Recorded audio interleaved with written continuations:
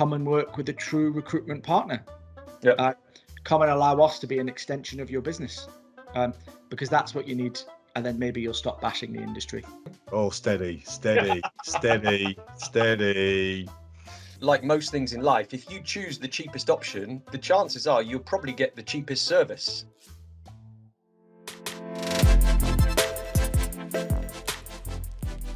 Right, well, guys, great to be back in the boardroom with you both.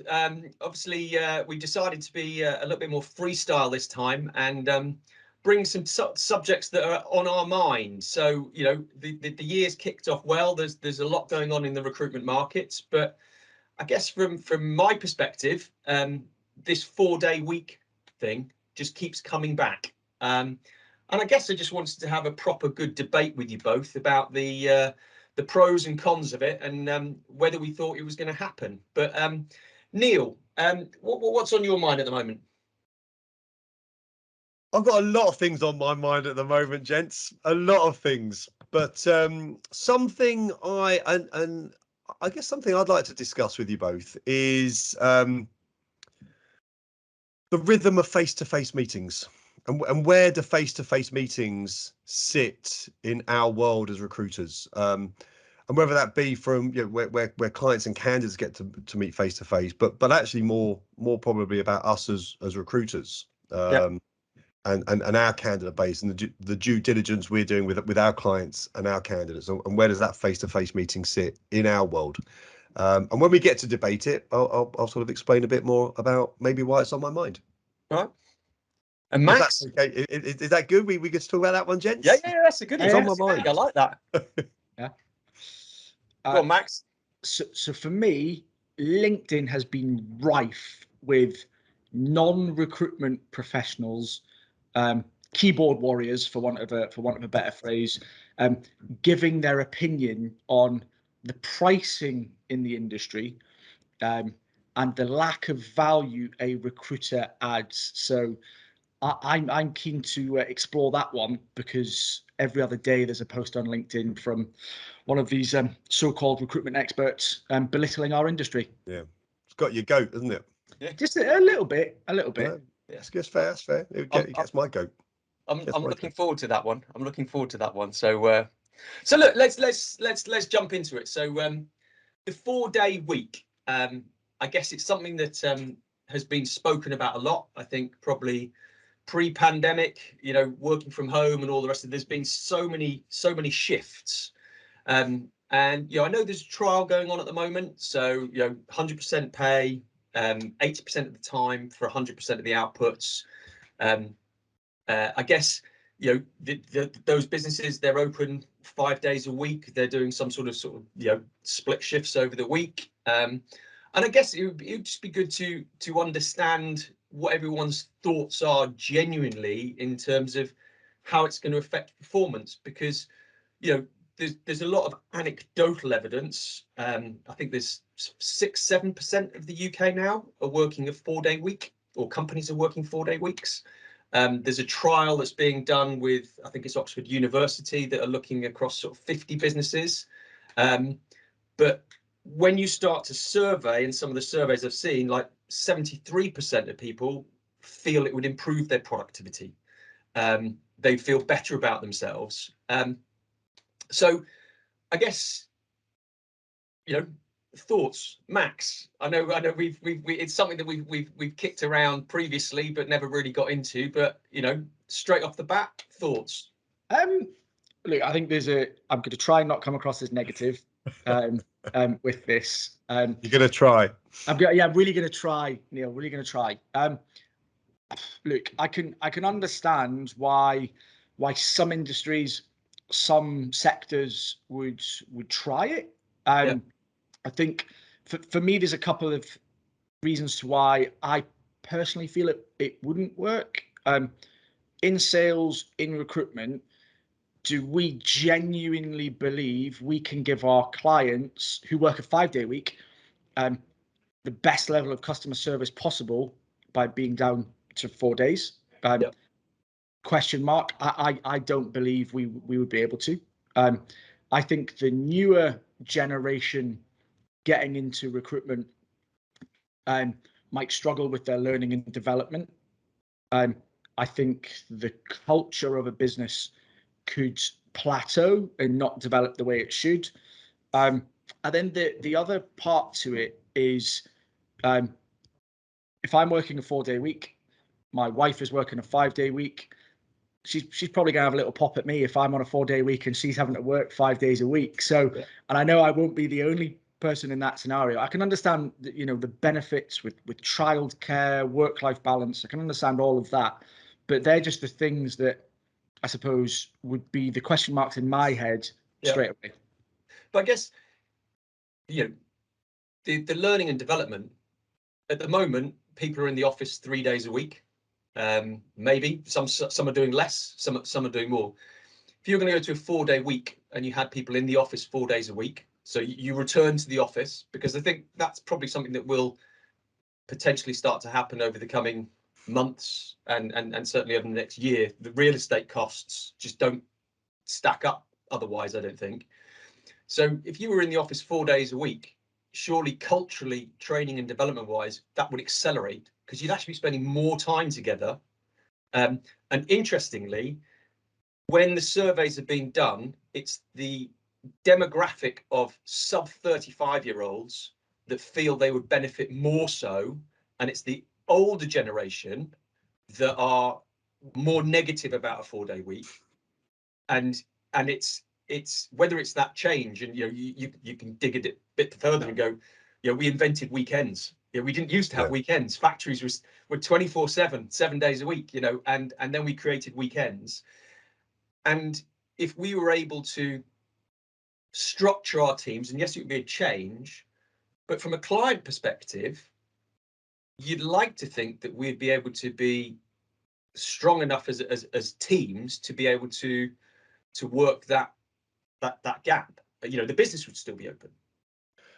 Yeah, so look, as you go through that, there's cultural change as well, right? So I remember Mr. Humphreys, my geography teacher, can't remember how old I was, but he did say in our lifetime we will go to a 4-day working week. And 2 years ago, I'm thinking, well, that ain't happening. You know, I'm not seeing. I'm getting towards the end of my my career. That ain't happening. But obviously, the last 2 years, things have flipped on their head somewhat. But that I also feel, you know, different roles and functions within businesses could or could not adopt this more quickly. I think in client-facing, performance-orientated sales type roles, the desire to outpace your competitors is going to force you to, you know, is going to motivate you to come into work on a Friday or to continue to work on the Friday, because you know, if the quality of my work as a salesperson is equal to the person next to me, it's who does more, you know, who works hard if the quality is the same. So there's always that element of volume you can put through in 5 days that is hard to beat in 4 days, everything else being equal, right? And I appreciate there's the trade-off of quality and you know, output and performance, etc. But so there's that piece. But the other piece here is that I do think about, and if we like it specific to recruitment, recruitment, we used to phone candidates very late into the evening. I think, mate, you know, there was never really a cut-off. But if I go back to the earlier part of my career as a recruiter, you'd phone candidates 8:30, 9 p.m. in the evening, and you'd make multiple calls at that time of night to speak to your candidates. Culturally, the world's changed, because I kind of feel a little bit bad now. If I'm phoning a candidate after 7 p.m, I'm like, oh, you know, look, sorry, I'm intruding upon your evening. And so I feel culturally a little bit challenged with that. Now, that's a massive cultural change in my working lifetime. So the whole thing, weekends have been invented. You know, if culturally all businesses went to a 4-day week or even a 4.5-day week, even if it was a Friday afternoons, there's that kind of all or nothing, because you know, it's not like FOMO, it's not like fear of missing out on a party. But you know, if I know that in a performance orientated industry, my competitors or peers are working on a Friday afternoon, am I feeling out? You know, could I be missing out on opportunities? So, but that's very different to being in a strategic administrative position where you can manage your time in a digital nomadic lifestyle way, to structure your week because I do believe that the whole 4-day pilot, it's still about putting additional outputs during the week. It's you're still measured on outputs as opposed to time in the office or sort of time at desk. Yeah. Are my initial thoughts. Yeah, I think it's certainly an interesting one, and I think looking at it on an individual basis, you can really see that. I guess from a corporate perspective, as you start to scale, from a sales perspective, you ended up with better retention because people had better work-life balance. There was less sickness. The cost of churn and having those individuals constantly working at 85% rather than maybe some months 95%, some months 75% over a year and over a whole workforce spread. If you're able to increase your retention, so there's a few pieces of anecdotal feedback or evidence that retention increased by 25%.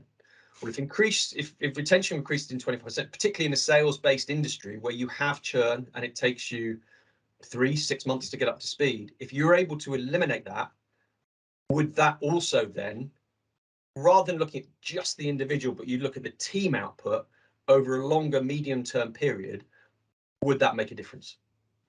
Well, they're really compelling. The maths is compelling, right? The data could be very compelling. Yeah. It sort of feels like it's something that's gonna come. I'm just not sure how quickly it's going to come. Is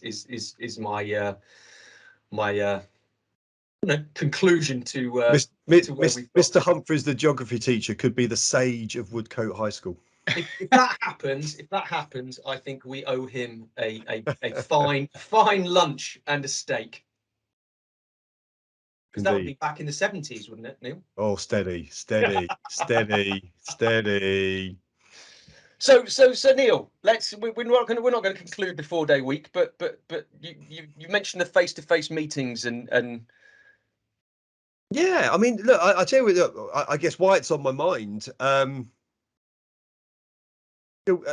Similar forces, similar market forces that we talk about all the time. The move to hybrid working strategies. The use of Zoom or Teams as we're using right now, right? So people's interpersonal communication habits and styles and preferences have changed massively since COVID started.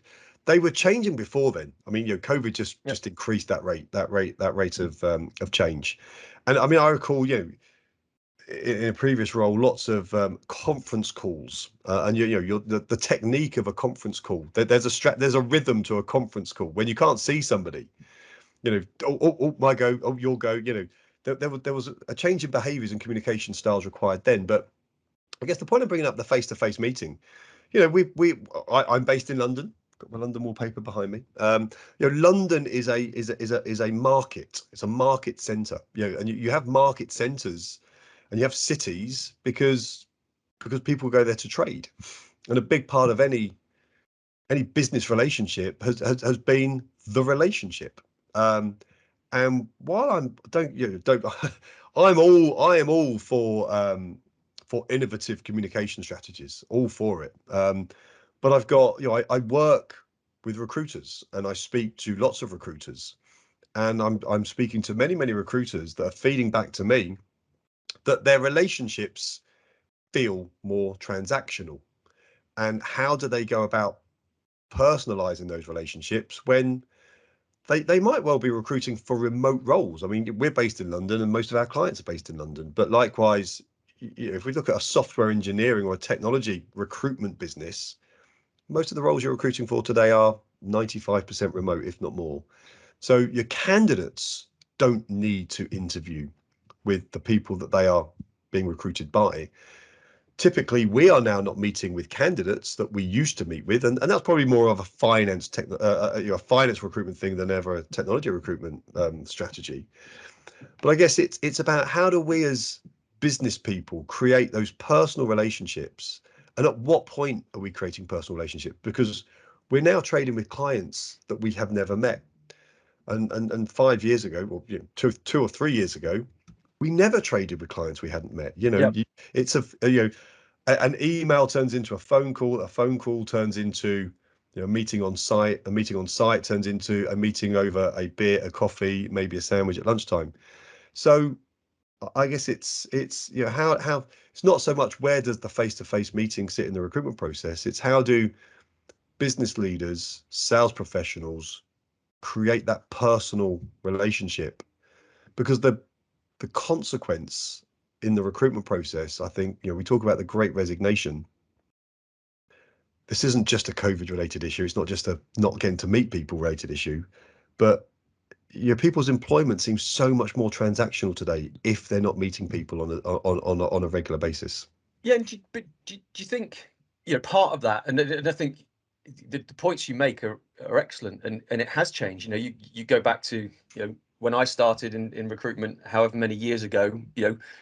As you say, you'd sit down in a room with someone, you'd have a coffee with them, you'd have their CV printed out, you'd be scribbling notes all over it, you'd be understanding a bit about their family life and all the rest of it. And I guess on Teams, you sort of you bypass a lot of those sort of social pieces. I think the interesting thing is if you start to look at certainly my kids, they make friends playing games where they don't meet people. And it'll be like, well, who are you going to see tonight? And it'll be like, oh, I'm going to see this person. Who's he? Well, I met him playing this game and all the rest of it, and friends of friends. And they're far more comfortable building friendships and seemingly fairly decent friendships without meeting people in the flesh. So I think the interesting piece is that when you used to have a business relationship, you could rely on that relationship more. Maybe now we have to rely on the service levels we're providing more so than the personal relationship, because you don't, or you might not have that. And I think, I'm sort of thinking about some of my client relationships. There's certain clients that I WhatsApp with, and suddenly that feels like I've broken to a different level with them. You've crossed the void. And so I guess there's different ways that transitions. There's other clients I wouldn't dream of sending them a WhatsApp, even though I'll send them an email, but I wouldn't send them a WhatsApp. And I guess those boundaries in terms of how we communicate certainly will continue to blur, but will continue to change. I think John, just to go back to one of the points you mentioned just there about the kids, but you mentioned the kids are still going to meet those people. So yeah, the initial interaction might have been on a game or social media or whatever, but they're still going to meet that person. So there's still that human interaction to it, and the development of the relationship is still human, and you still have that. I think there was an article in the Guardian a few weeks back saying 78% of people in the workplace still yearn for that human interaction. So it might be that as you pointed out, the mediums of communication have changed, and starting that initial relationship might have changed. But I think about some of my relationships with clients. The best relationships I have are still the people that I meet with frequently, and I do still go and have that coffee with or have that interaction with. So for me, it might be that the initial interaction might be slightly differently. But the other point you come on to that I think is only going to become even more so is around it's that service level. So how are we differentiating ourselves in the marketplace, and how do we give that great level of service? That might be where the relation development then takes another step.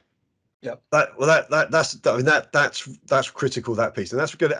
Even though this is completely ad hoc and these subjects we all came in blind, that's going to really lead into how we define value. So where you're talking about recruiter bashing on LinkedIn, as you said that, I'm thinking, that for me is how do we define value? Now at the moment as recruiters, yes, we identify candidates, but that's part of the challenge, right? How we define value as recruiters is securing candidates.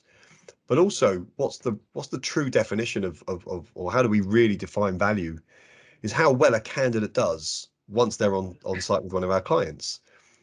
And I guess what I can see happening with candidates and clients not meeting each other, and also, I think it's a well-known fact that sort of Generation Z expect to have 10 or 11 roles in their first 10 years of their career. So that sort of high turnover rate will absolutely decrease the value we give as recruiters, right? If our candidates are staying with our customers for 2, 3, 4, 5, 6, 7, Yeah. 8 years, which is somewhat unheard of in today's day and age, that's real value. So I think that point about defining service level or improving service levels is going to be absolutely critical for us as a business, but also society in general. Yeah. But well, look, I appreciate your thoughts and feedback on that one, gents. I still haven't quite figured out the conundrum, and it's going to remain on my mind, and I'm going to go back to the recruiters I've been discussing this with, and we'll find solutions. But I think we're over to Max now, right? Yeah, I think that leads into I suppose my question to both of you. We've commented on it. We've seen it out there. There are people out there that bash the industry, and the industry always did get bashed. Okay, let's be honest. But it seems to be more and more at the moment, and it's around pricing, and the lack of value a recruiter adds. So I clearly have an opinion on the matter. Quite vocal about it. But I'm keen to, I suppose, Neil, start with yourself. What do you think about it at the moment? Because it's coming up more and more. Yeah, I mean, I saw you put a LinkedIn post yourself out the other day, sort of on this, and so Sparks. How do we generally define value to our clients and candidates? And you summarize. I don't have the summary in front of me, but you summarize it quite nicely. But I think just off the bat, traditionally as recruiters, we love metrics, right? We love ratios, we love KPIs or OKRs as they now get referred to. But how do we showcase value, right? So time to hire has always been a metric. If we can reduce the amount of time our customers are looking for candidates, then we can showcase value. But I come back to that piece a minute ago. We want to give choice, we want to give insight. We want our customers to make better hiring decisions because of the interaction we have with them, and that insight. I often talk about with our teams, making the invisible visible. I think when we talk a client through the work we do, when we can share some of the research we've done, when we actually give data-driven insights into the number of candidates we've spoken to, the mediums we've used, the feedback we've had on them and their employer brand, on the salaries they're on, that's really valuable information that clients like and appreciate us for. But trying to get that into some metric orientated data, because the world does like metric orientated data. How do we really showcase that? The one thing that I don't think we can show as recruiters is the point I made a minute ago. How well has that candidate done for that business now they've joined them? Now, if our candidates are in sales related positions and they can show to gross margin or sales revenue generated, then that can be done. Credit controllers can metric, or if a credit controller went to a company and reduced debtor days by X or recouped X amount of debt, that we can showcase that.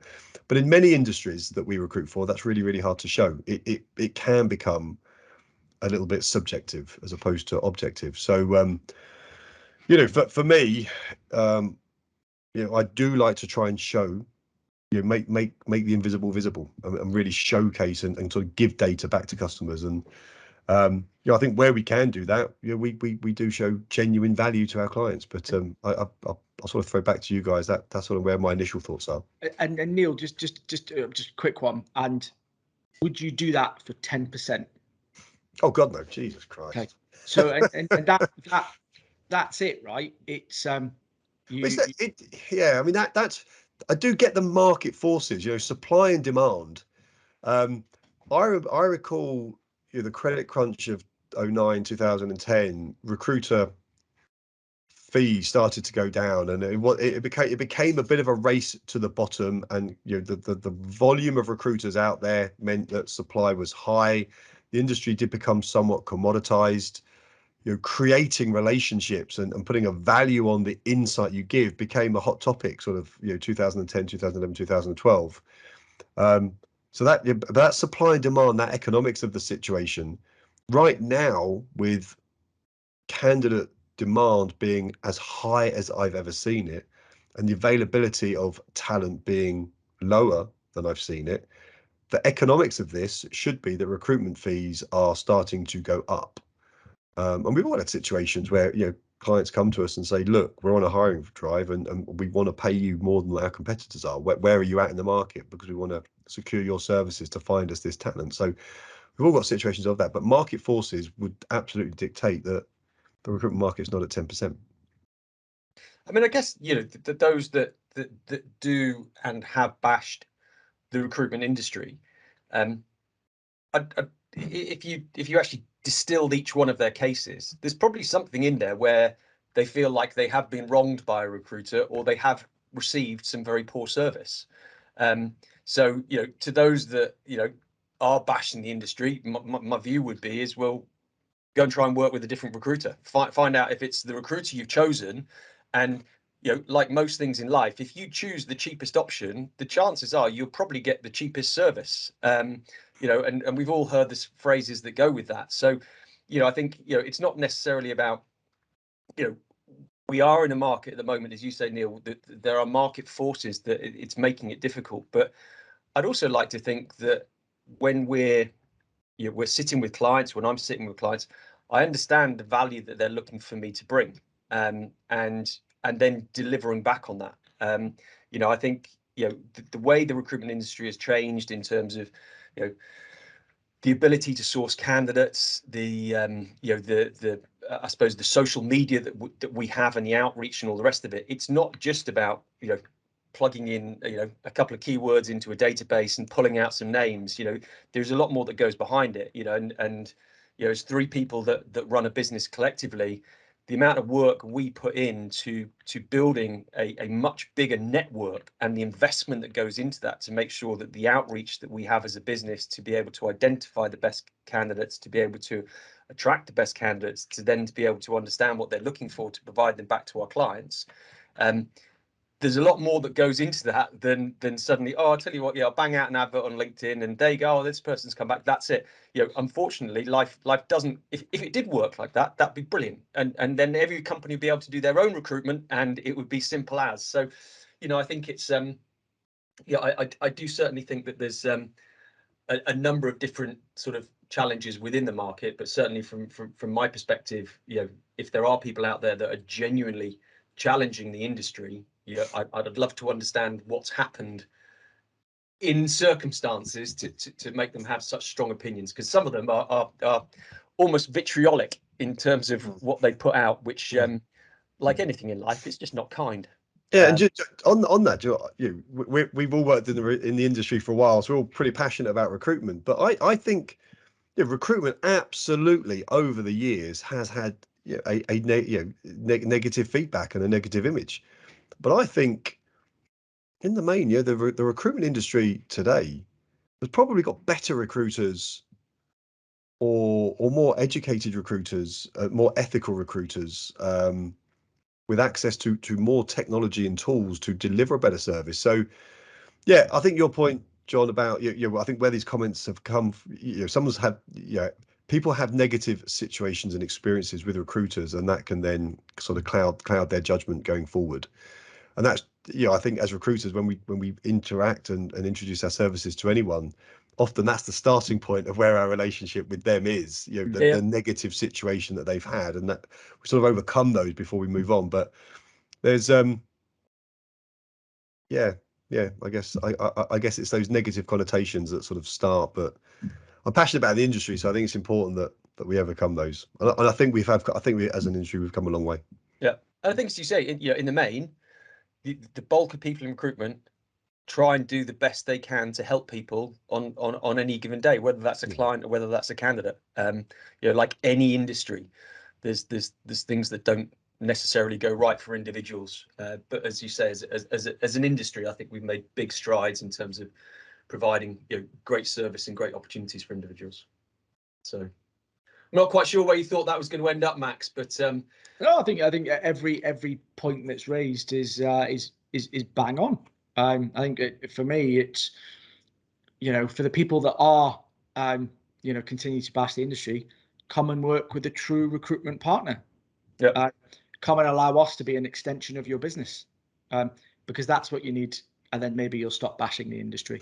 And that point there, though, I think we raised this on the last boardroom. I think how recruitment firms like ourselves partner with clients today, that it work when we do act as that extension of their business. That is absolutely when we get the best results. When we're both parties have skin in the game. We're relying on them and their insight and what they're seeing. They're relying on our insight and what we're seeing, bringing all that information together, and that is absolutely what gives the best results in this current market.